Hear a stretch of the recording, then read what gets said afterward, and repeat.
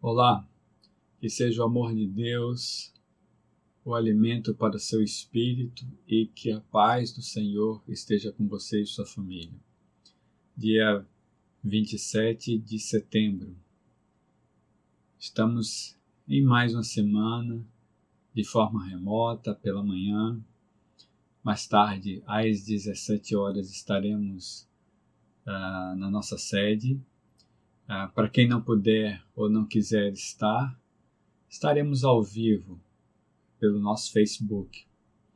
Essa semana é uma semana de ceia, portanto, no próximo domingo, às 17 horas, nós teremos ceia na nossa sede. Estaremos todos juntos adorando o nome do Senhor, né, em comunhão, para a honra e glória dele. Quero avisar você que nossas reuniões de oração continuam remotamente. Você pode entrar em contato com Cláudia, com a Semira ou com Márcia, e elas lhe darão direitinho fornecerão dia e horário. Nessa semana estarão aniversariando o irmão José Ailton, Emanuel e a irmã Socorro. Ailton no dia 28 e Emanuel e a irmã Socorro no dia 30. A minha oração é que o Senhor esteja abençoando a cada um de vocês, colocando sempre as palavras dele nos lábios de vocês e que a vida de vocês seja exemplo para a honra e glória do Senhor. Deus os abençoe e os guarde. Parabéns, Ailton, Emanuel, irmã Socorro. Nós continuamos falando sobre graça, amor, discipulado, e nesse sentido nós falamos a semana passada sobre o autoconvite da vida, trazendo a vida ou o encontro de Jesus com Zaqueu. Nesta manhã eu trago para você um outro encontro de Jesus, dessa forma procurado, e também uma pessoa de posses. E aí eu quero convidar você para abrir sua Bíblia no Evangelho de Lucas, capítulo 18, nos versos 18 a 24. Lucas 18, 18 a 24. Enquanto você abre sua Bíblia,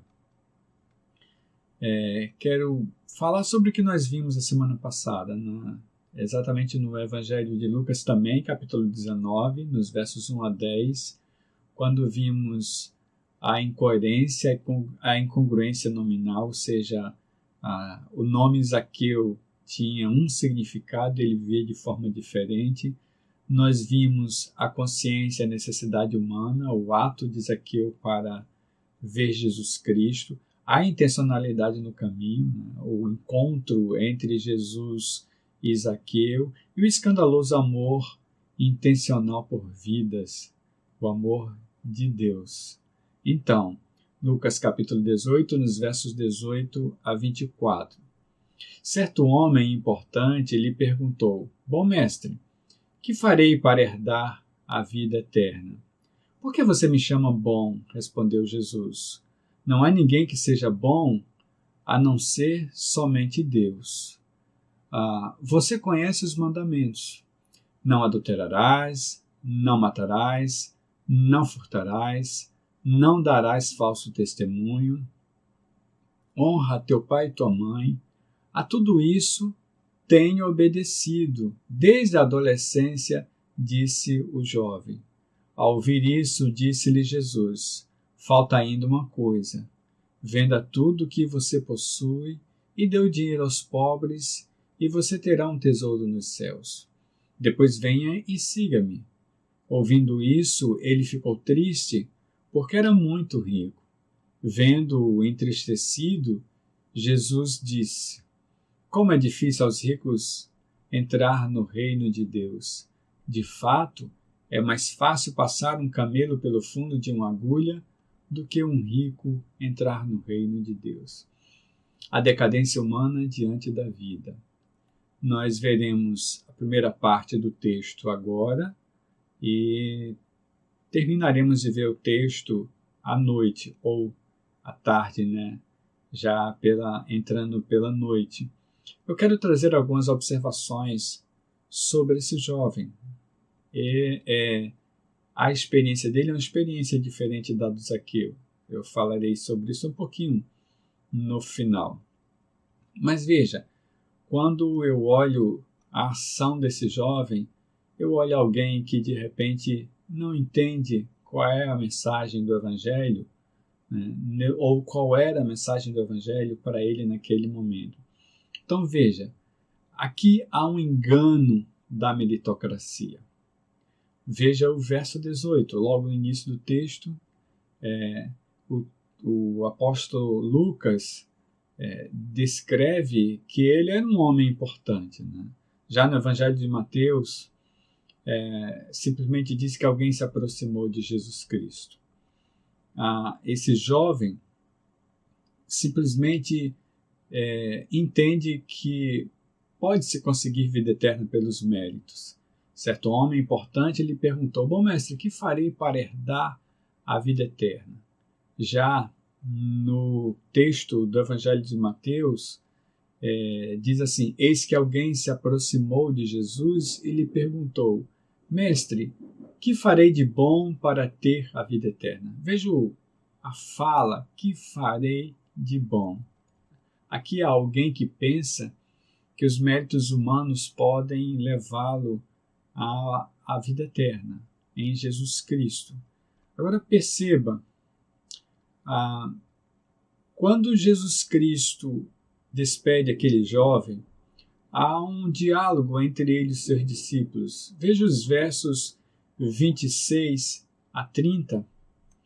Versos 26 a 30. Os que ouviram isso perguntaram: então quem pode ser salvo? Jesus respondeu: o que é impossível para os homens é possível para Deus. Pedro lhe disse: nós deixamos tudo o que tínhamos para seguir-te. Respondeu Jesus: digo a verdade, ninguém que tenha deixado casa, mulher, irmãos ou filhos por causa do reino de Deus deixará de receber na presente era muitas vezes mais e na era futura a vida eterna. Aqui, certamente deve ter sido difícil para os discípulos, né? Olharem aquele jovem, um jovem rico, chega, questiona ao Senhor para saber como fazer, o que fazer de bom para conseguir a vida eterna.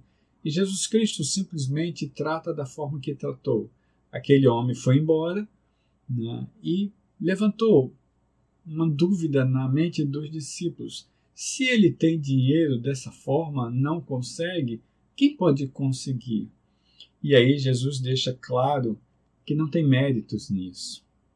Não existe méritos na vida eterna. Não existe forma de você, como ser humano, fazer algo para conseguir. E a fala de Jesus é clara.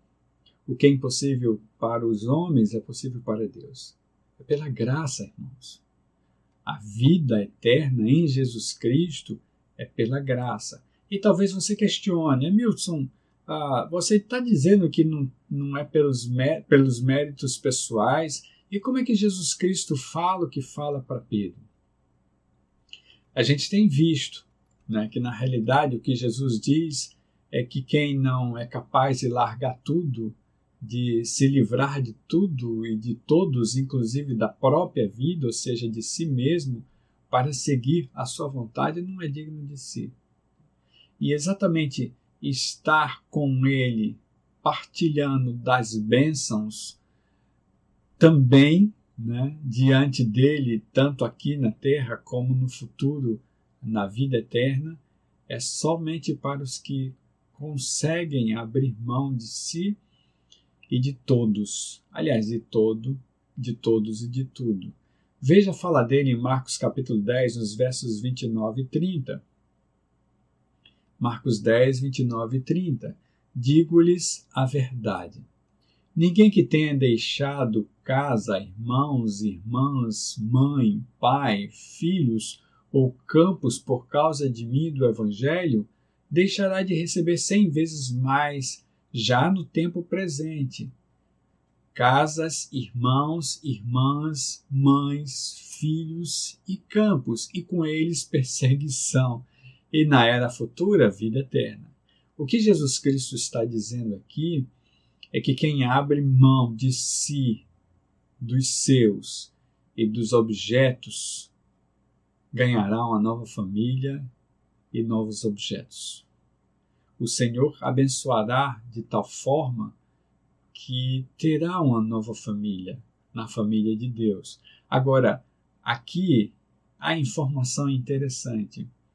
Veja que também herdará a perseguição. A gente tem lido sobre isso, a gente tem falado, tem refletido sobre isso, e Jesus Cristo deixa claro, né? Se você pensava que havia uma meritocracia aqui pelo texto, você percebe que também, com as bênçãos, virão os resultados disso tudo. Com eles, perseguição. Na era futura, a vida eterna. Porque, na realidade, a vida eterna é consequência de quem realmente abre mão de si para viver a vida que Deus quer. Nesse sentido, Mateus capítulo 6, os versos 31 a 34, e agora falando simplesmente daquilo que o Senhor provê para nós, né? Mateus capítulo 6, os versos 31 a 34, o Senhor diz assim: portanto, não se preocupem dizendo que vamos comer, ou que vamos beber, o que vamos vestir, pois os pagãos é que correm atrás dessas coisas. Mas o Pai Celestial sabe que vocês precisam delas. Verso 33 em Mateus capítulo 6. Busquem, pois, em primeiro lugar o reino de Deus e a sua justiça, e todas essas coisas serão acrescentadas a vocês.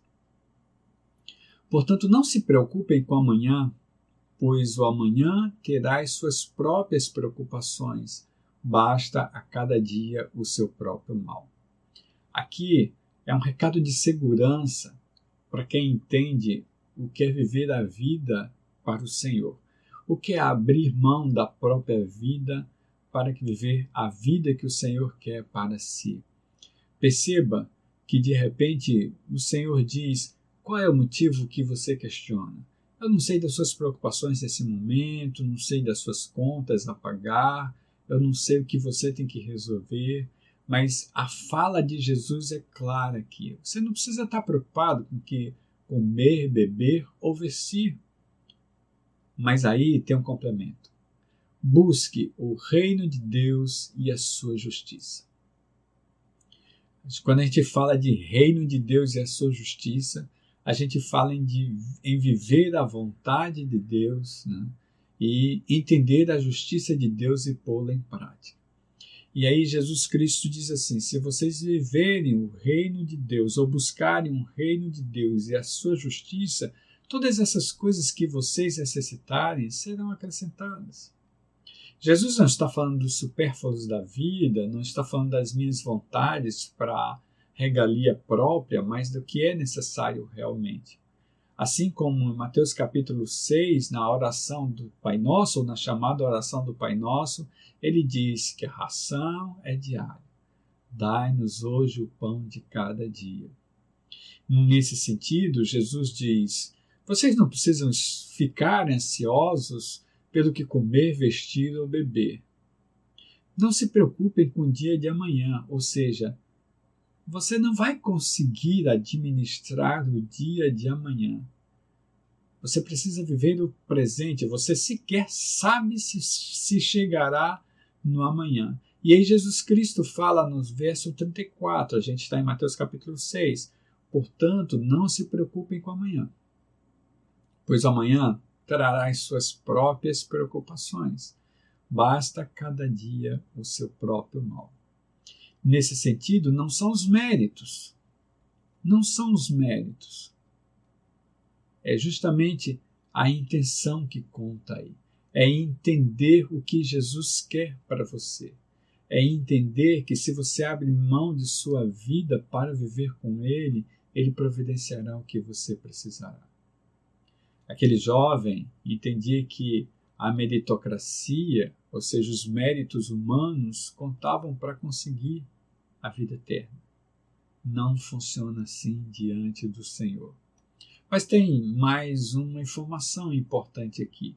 Veja que diante do absurdo, o mestre o coloca em uma reflexão. Diante do absurdo, o mestre lança para ele uma reflexão. Verso 20. A gente está em Lucas 18. Você conhece os mandamentos? Não adulterarás, não matarás, não furtarás, não darás falso testemunho, honra teu pai e tua mãe. A tudo isso tem obedecido desde a adolescência, diz o jovem. É interessante que Jesus Cristo põe para reflexão, e não há uma reflexão para o jovem. Ele meio que sem pensar, automaticamente, no bate-pronto, como a gente fala, ele simplesmente responde. Eu tenho praticado muito isso. Estranho, né? Nem refletiu. Veja o texto de Mateus capítulo 19, nos versos 17 e 20, ou 17 a 20, que é o texto correlato. Respondeu-lhe Jesus: por que você me pergunta sobre o que é bom? Há somente um que é bom. Se você quer entrar na vida, obedeça aos mandamentos. Ele pergunta quais? E aí Jesus responde: não matarás, não adulterarás, não furtarás, não darás falso testemunho. Honra teu pai e tua mãe, amarás ao teu próximo como a ti mesmo. O jovem responde: tudo isso tenho obedecido, o que me falta ainda? Sem reflexão. Sem reflexão. A visão dos evangelistas trazem um acréscimo ou outro, mas o fato é que aquele jovem não estava muito preocupado em refletir sobre a sua situação, sobre o seu momento. Diante da fala do mestre, do professor, logo o suposto aluno repete: não tenho problema com isso.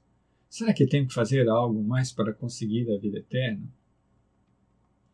O jovem não entendeu, né?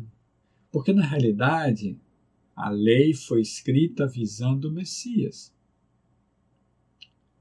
Se a lei existiu, foi exatamente indicando o Messias. E tudo que foi praticado na lei foi praticado em vista do Messias. Veja o que o apóstolo Paulo fala em Gálatas capítulo 3, nos versos 24 e 25. Gálatas 3, 24 e 25. Assim, a lei foi o nosso tutor até Cristo, para que fôssemos justificados pela fé. Agora, porém, tendo chegado à fé, já não estamos mais sob o controle do tutor.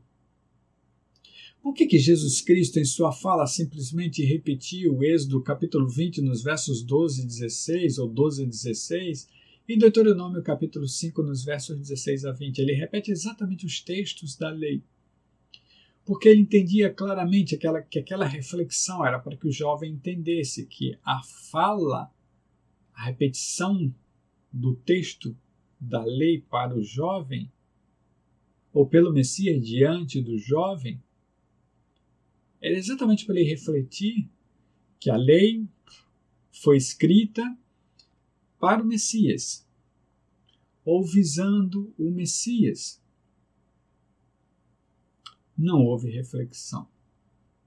Mas aqui é interessante porque, se você presta atenção, o texto se refere exatamente ao próximo.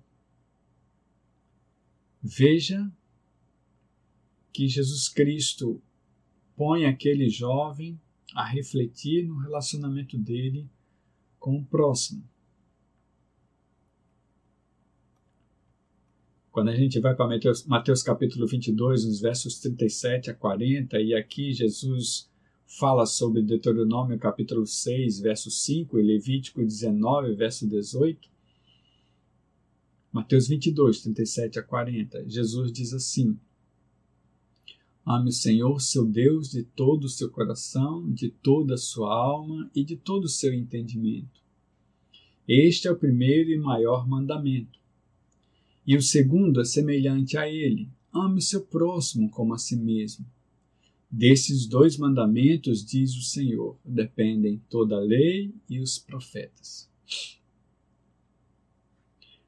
O fato é que aquele jovem foi confrontado pelo mestre sobre o seu relacionamento com o próximo, com o outro. Ele não entendeu. Ele entendia claramente, ou ele pensava sim, que precisava fazer algo para conseguir a vida eterna. Mas nem diante da reflexão do mestre, ele entende o texto. É interessante entender que muitos de nós podemos agir dessa forma. Olhamos para o texto, a palavra não volta vazia, ela é viva e eficaz, mas de repente não entendemos o que a palavra quer dizer. Ou talvez não queiramos entender. Se nós olharmos a atitude desse rapaz em relação à atitude do Zaqueu, enquanto ele chega questionando o que fazer para conseguir a vida eterna, o Zaqueu nada falou. Baixa estatura, diante de uma multidão, simplesmente queria ver o mestre. Teria que se virar para fazer isso. Subiu numa árvore para ver o mestre. Como você vê essa questão? Como você vê a questão da vida eterna? Esse jovem entendia que tinha méritos humanos para poder conseguir, e ele estava querendo saber que méritos eram esses. E ele não compreendeu a reflexão do mestre diante dele na relação com o outro. A minha oração é que entendamos o que o Espírito quer dizer à igreja. Daremos continuidade mais tarde na nossa sede, às 17 horas. Torno a falar. Se você não puder ou não quiser ir, nós estaremos ao vivo no Facebook. Vamos orar? Deus, quero louvar o teu nome, quero engrandecer o teu nome, quero te agradecer, Senhor, pelo privilégio de tê-lo conosco. Que o Senhor fale sempre aos nossos corações, que o Senhor mostre à sua igreja a sua função, o que fazer, a ação, missão, enfim, como ela deve se comportar nesta face da terra. Que o Senhor nos mostre como agir diante da sociedade.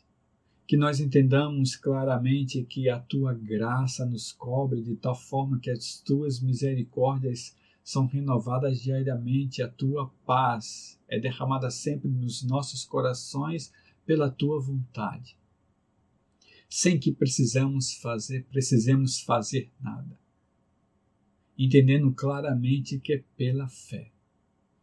Pela fé, a graça providencia a vida eterna para nós. Não é mérito humano.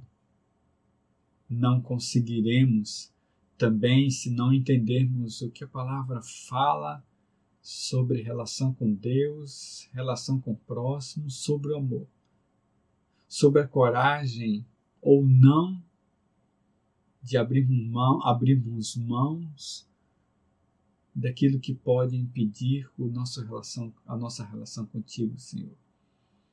Que o Senhor nos abençoe e nos guarde.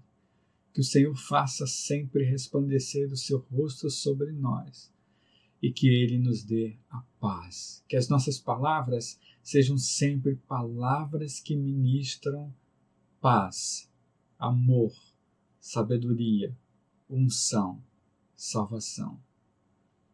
Muito obrigado, Deus. Que o Senhor visite os leitos dos hospitais nesta noite. Madrugada, quase manhã. Que o Senhor esteja no nome de Jesus Cristo, trabalhando cada um que necessita da sua cura, da sua graça, do seu amor. Que o Senhor traga conforto aos enlutados, se por acaso perderam entes amados diante de uma pandemia que continua matando no mundo. Que o Senhor proteja o nosso país, que o Senhor dê sabedoria aos nossos governantes e que o Senhor mostre a sua igreja como deve agir diante de uma situação tão difícil. Eu oro assim, no nome de Jesus. Amém. Que o Senhor te abençoe e te guarde. Que o Senhor derrame sabedoria sobre ti para que você descubra a paz e saiba o que Ele quer, o que Ele planeja para você. Afinal de contas, a vontade dEle é boa, perfeita e agradável. Que o Senhor nos abençoe.